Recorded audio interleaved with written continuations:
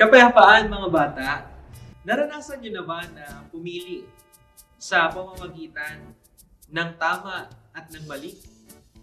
Halimbawa, nakita mo ang sagot ng iyong kaklase sa panahon ng test.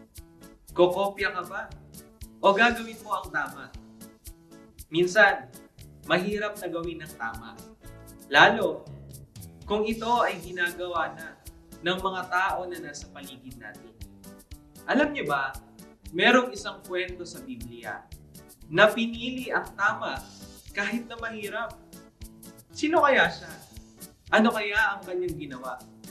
Alamin natin sa kwentong pinamagatang ang paninindigan ni Daniel na mababasa natin sa Daniel Kapitulo 1, versikulo 1 hanggang 21.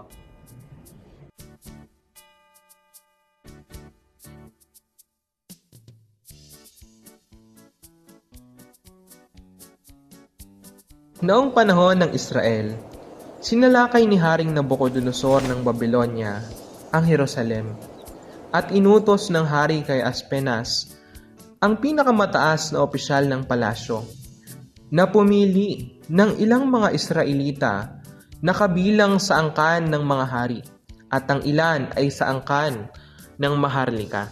Ang pipiliin nila ay ang mga kabataan na walang kapansanan, makisig, matalino, madaling turuan at may malawak na pangunawa at karapat-dapat na maglingkod sa palasyo.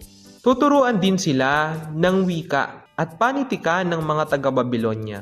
Kabilang sa mga kabataang ito ay sina Daniel, Hananias, Misael at Azarias.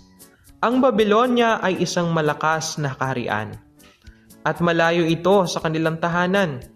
Binigyan din sila ng pagkain at inumin na mula sa hapag ng hari. Pinalitan din ng kanilang mga pangalan. Si Daniel ay tinawag na Belteshazzar. Si Ananias ay tinawag na Shadrach. Si Misael ay tinawag na Mesak. At si Azarias ay tinawag na Abednego.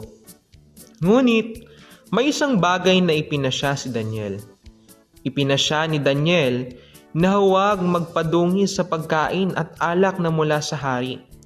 Kaya nakiusap siya sa tagapangasiwa kung maaari silang hindi kumain ng pagkain ng hari.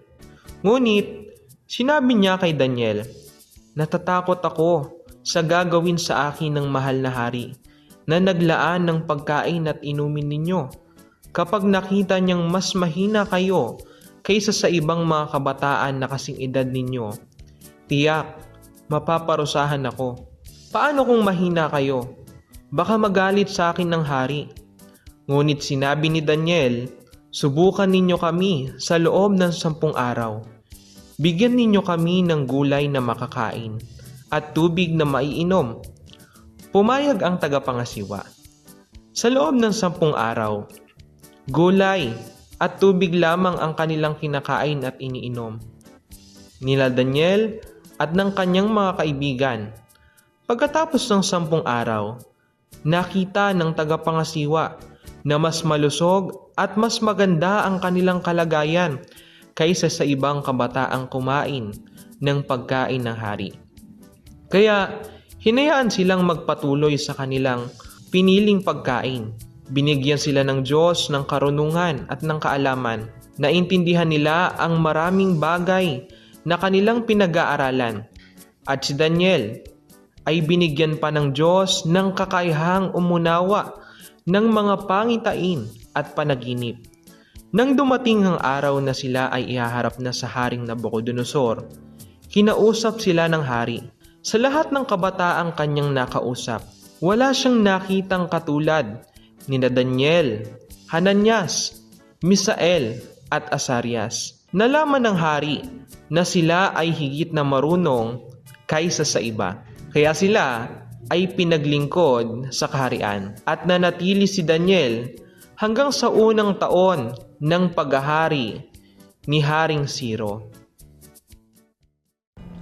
Mula sa kwento, ano ang aral na dapat nating matutunan? Una, piliin ng tama kahit mahirap. Ipinasya ni Daniel na huwag siyang magdungi sa pagkain at alak na mula sa hari. Kahit hindi madali, pinili niyang gawin ng tama sa harap ng Diyos. Halimbawa, kapag may kaklase na nangongopya o nag-aaya sa maling gawain, piliin mo pa ring maging tapat sa Diyos at manindigan sa tama. Ikalawa, sumunod sa Diyos. Kahit malayo si Daniel sa kanyang tahanan, hindi niya nakalimutang sundin ng Diyos. Nananatili siyang tapat at masunurin sa Kanya. Halimbawa, kahit nasaan ka man, nasa bahay, sa paaralan, o saan man, dapat tayong sumunod sa mga mabubuting utos ng ating mga magulang, guro, at lalo higit ay ang utos ng ating Panginoong Diyos. Ikatlo, pinagpapala ng Diyos ang mga sumusunod sa Kanya. Dahil pinili ni Daniel at ng kanyang mga kaibigan na sundin ng Diyos, binigyan sila ng Diyos ng karunungan at ng kaalaman.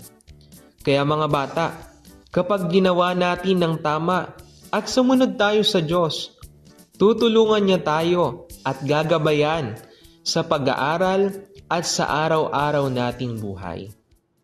Para sa ating activity sa araw na ito, tayo ay gagawa ng isang drawing. At ito ay pinamagatang, pinili kong gawin ang tama. Kailangan lang natin ihanda ang ating mga kagamitan. Katulad ng bond paper, lapis, pambura, crayons, o colored pencil. Kaya mga bata, isipin ninyo ang isang pagkakataon na pinili niyong gawin ang tama. Maaring ito ay pagsasabi ng totoo, pagtulong sa magulang, pagsunod sa guro, hindi pangongopya, pagbabalik ng gamit na hindi sa inyo. I-drawing ninyo ang inyong sarili habang ginagawa ang tamang bagay na iyon. Pagkatapos, kulayan ninyo ang inyong drawing at isulat sa itaas, tulad ni Daniel, pipiliin kong gawin ang tama. Kapag natapos ang lahat, ipapakita ninyo ang inyong drawing sa inyong mga kaklase at sasabihin nyo kung anong tamang bagay na inyong ginawa. Narito naman ang ating memory verse na mababasa natin sa Psalms chapter 119, verse 30, New International Version. I have chosen the way of faithfulness. I have set my heart on your laws. Maraming salamat mga bata sa inyong panonood. Hanggang sa susunod nating kwento. Paalam at Miss Pa!